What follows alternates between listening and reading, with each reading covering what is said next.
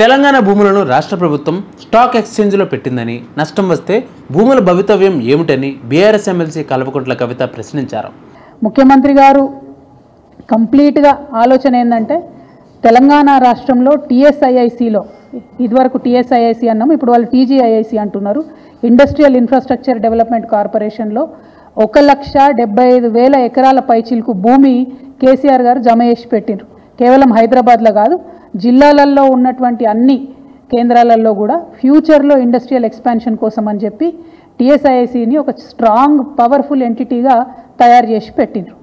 ఇవాళ రేవంత్ రెడ్డి గారి కుట్ర ఏంటంటే ఆ భూములన్నింటినీ కూడా కుదవబెట్టాలి. కంచెగచ్చిబౌలి శాంపుల్ మాత్రమే 1,75,000 ఎకరాల తెలంగాణ వ్యాప్తంగా ఉన్న భూముల్ని కుదవబెట్టడానికి ఒక మంచి కుట్రపూరితమైనటువంటి స్కెచ్ రేవంత్ రెడ్డి గారు తయారు చేసుకున్నారు. మరి తయారు చేసుకున్నారు, కానీ ఆ విషయాన్ని ప్రజల నుంచి దాచిపెట్టాలనేటటువంటి ప్రయత్నం చేస్తున్నారు. మీ అందరికి కూడా తెలుసు, నా దగ్గర నిర్దిష్టమైనటువంటి ఆధారాలు లేకపోతే నేను మాట్లాడను. ఇవాళ నా చేతిలో ప్రభుత్వం ఇచ్చినటువంటి జీవో నంబర్ 12 ఉన్నది. జీవో నంబర్ 12 ఈ జీవో ఏప్రిల్ 11వ తారీఖున ఇచ్చిరు ఈ సంవత్సరంలో.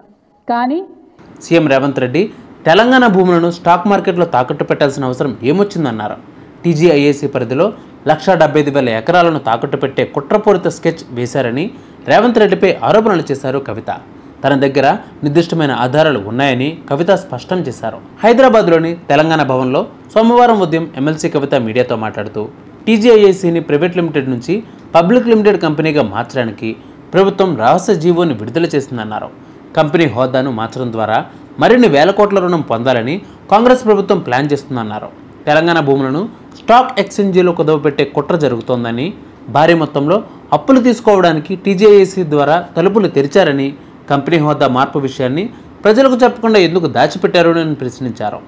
తెలంగాణ భూములను ప్రభుత్వం స్టాక్ ఎక్స్చేంజీలో తాకట్టు పెట్టాల్సిన అవసరం ఏమొచ్చిందని, స్టాక్ ఎక్స్చేంజీలో నష్టం జరిగితే ఆ జమ చేసుకున్న భూముల భవితవ్యం ఏమిటని ప్రశ్నించారు. రాష్ట్ర ప్రజల భవిష్యత్తుపై సీఎం రేవంత్ రెడ్డికి కనీస ఆలోచన చేయకపోవడం దారుణం అన్నారు. ఇది మీకు ఎక్కడ ప్రభుత్వ వెబ్సైట్లో కనబడదు, ఇండస్ట్రియల్ ఇన్ఫ్రాస్ట్రక్చర్ కార్పొరేషన్ వెబ్సైట్లో కనబడదు, ఎక్కడ కూడా కనబడదు. ఎందుకు ఇంత రహస్యం? ఎందుకోసం దాచిపెట్టినరు? ఏమున్నది ఈ జీవోలా? ఇది చెప్పడానికే నేను ఇవాళ తెలంగాణ ప్రజల ముందుకు రావడం జరిగింది. ఈ జీవోలో ఏం చెప్తుందంటే ప్రభుత్వము ఇప్పటి వరకు Telangana state industrial infrastructure corporation అనేటటువంటిది ఒక ప్రైవేట్ లిమిటెడ్ కంపెనీగా ఉన్నది.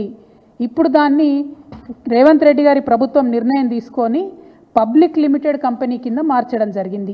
మరి ఏం మార్పు వస్తుంది ప్రైవేట్ లిమిటెడ్ కంపెనీ నుంచి పబ్లిక్ లిమిటెడ్ కంపెనీ చేస్తే అంటే ఇంకా 1,000 కోట్లు ఎక్కువ రుణాలు తీసుకొచ్చేటటువంటి అవకాశం ఉంటుంది. మొత్తం తెలంగాణలో ఉన్నటువంటి 1,75,000 ఇండస్ట్రియల్ ఐడెంటిఫైడ్ భూములు ఏవైతే ఉన్నాయో వాటిని అన్నిటినీ కూడా స్టాక్ ఎక్స్చేంజ్లో కుదవబెట్టేటటువంటి అవకాశం వస్తుంది. అందుకోసమే ప్రైవేట్ లిమిటెడ్ కంపెనీ ఉన్నటువంటి టీఎస్ఐఐసిని ఇలా పబ్లిక్ లిమిటెడ్ కంపెనీగా రేవంత్ రెడ్డి గారు మార్చడం జరిగింది. మార్చడంతోనే దీంట్లో ఏమొచ్చింది, ఇదే జీవోలో చెప్తారు. మార్చుతూ వాళ్ళు నిర్ణయం తీసుకుంటే ఏమొచ్చిందంటే the company got listed on 11/12/2024 at National Stock Exchange and the company status got change to high value debt listed entity. అంటే హై వాల్యూలో డెట్ తీసుకోవడానికి, అప్పులు తీసుకోవడానికి, 1,000 కోట్ల అప్పులు తీసుకోవడానికి ద్వారాలు తెరిచినటువంటి ప్రభుత్వం, కాంగ్రెస్ ప్రభుత్వం తెరిచినటువంటి ముఖ్యమంత్రి గారు రేవంత్ రెడ్డి గారు. ఇవాళ నేను రేవంత్ రెడ్డి గారిని అడుగుతా ఉన్నా, మీరు ఒకవేళ ప్రైవేట్ లిమిటెడ్ కంపెనీ నుంచి పబ్లిక్ లిమిటెడ్ కంపెనీ చేస్తే పబ్లిక్ దగ్గర ఈ విషయం ఎందుకు దాచిపెట్టినరు? నెల రోజులైతే ఈ విషయాన్ని, ఈ జీవోను ఎందుకు మీరు వెబ్సైట్లో పెడతలేరు? ఎందుకు మీరు ఎక్కడ సమావేశాల్లో చెప్తలేరు? ఒకవేళ ఈ మార్పు చేయడానికి టీజీఐఏసీని పబ్లిక్ లిమిటెడ్ కంపెనీగా మార్చే నిర్ణయాన్ని వెనక్కి తీసుకోవాలని గత 16 నెలల కాంగ్రెస్ పాలనలో సీఎం రేవంత్ రెడ్డి 1.8 లక్షల కోట్లకు పైగా అప్పులు చేశారని ఆరోపించారు. తెచ్చిన అప్పులతో ఏ ఒక్క స్కీమ్ కూడా పూర్తిగా అమలు చేయలేకపోయారని, అలాగని ఆ నిధులకు అభివృద్ధి కూడా వెచ్చించలేదని, తులం బంగారం ఇవ్వలేదు, మహాలక్ష్మి పథకం సైతం అమలు చేయలేదని అన్నారు. గతంలో చేసిన అప్పులకు కేవలం 80,000 కోట్ల మాత్రమే కాంగ్రెస్ ప్రభుత్వం తిరిగి చెల్లించిందని, అయితే అప్పుగా తెచ్చిన 1.8 లక్షల కోట్లలో మిగిలిన 1,00,000 కోట్లు ఎక్కడికి వెళ్ళాయని ప్రశ్నించారు.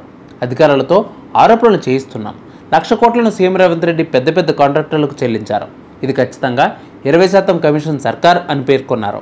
కాంట్రాక్టర్లకు చెల్లింపులు చేసి నేరుగా 20% కమిషన్ తీసుకున్నారని సీఎం రెడ్డిపై ఆరోపణలు చేస్తున్నారు కవిత. దీనితో దాదాపు 20,000 కోట్లు రేవంత్ రెడ్డి సొంత ఖజానాకు వెళ్ళిందని అన్నారు. నేను చెప్పిన మాటలు తప్పైతే తెలంగాణ ప్రభుత్వం తెచ్చిన అప్పులు వాటిని వేటికి ఖర్చు చేశారో శ్వేతపత్రం విడుదల చేయాలని ప్రశ్నించారు. ఒక రాష్ట్ర మంత్రి సొంత కంపెనీకి మెగా కంపెనీకి మాత్రమే సీఎం రేవంత్ రెడ్డి బిల్లులు చెల్లిస్తున్నారు, కానీ చేసిన అభివృద్ధి పనులకు కాదు.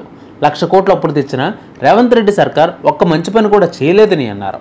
రాష్ట్ర ప్రజల ఆత్మగౌరవాన్ని కించపరిచే విధంగా సీఎం రేవంత్ రెడ్డి మాటలు మాట్లాడుతున్నారని, రంగారెడ్డి జిల్లా కంచగచ్చబోలులోని 400 ఎకరాలను తాకట్టు పెట్టి 10,000 కోట్లు అప్పు తెచ్చారని అన్నారు. చెట్లను, ప్రకృతిని నాశనం చేయాలని చూడగా యూనివర్సిటీ విద్యార్థులు, పర్యావరణవేత్తలు, నేతలు ఆందోళన చేశారు. సుప్రీంకోర్టు ఆదేశాలతో తెలంగాణ ప్రభుత్వం వెనక్కి తగ్గిందని ఎమ్మెల్సీ కవిత గుర్తు చేశారు. Private limited to public limited చేయడానికి మీరేమైనా నిపుణుల కమిటీ వేసిండ్రా? ఎందుకోసం తెలంగాణ భూములన్నీ తీసుకుపోయి స్టాక్ ఎక్స్చేంజ్లో కుదోబెడుతున్నారు? స్టాక్ ఎక్స్చేంజ్ మన చేతిలో ఉంటుందా? దానిలో ఒకసారి లాభాలు రావచ్చు, ఒకసారి నష్టాలు రావచ్చు.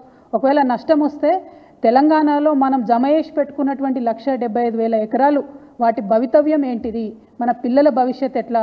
రేపు ఎవరైనా కొత్తగా పెట్టుబడులు పెడదామని వస్తే వాళ్ళకి ఏం భూములు ఇస్తాం, మనము ఎట్లా ఫెసిలిటీస్ క్రియేట్ చేస్తాము అంటే మీరు తెలంగాణ రాష్ట్ర భవిష్యత్తు మీద ఏమాత్రం ఆలోచన లేకుండా డైరెక్ట్గా పబ్లిక్ లిస్టెడ్ కంపెనీ చేసి దీన్ని స్టాక్ ఎక్స్చేంజ్లో లిస్ట్ చేయడం అన్నది చాలా దారుణం. ఈ విషయాన్ని ప్రజలకు చెప్పకపోవడం అన్నది మరింత దారుణం. నేను ఇవాళ ప్రశ్నిస్తూ ఉన్నాను, మీరు ఎందుకు ఈ మార్పు చేసిండ్రు? మార్పు చేసినట్టయితే ప్రజలకు ఎందుకు చెప్తలేరు? ఇంత రహస్యం ఏమున్నది ఈ జీవోలో అన్నది నేను అడుగుతా ఉన్నాను.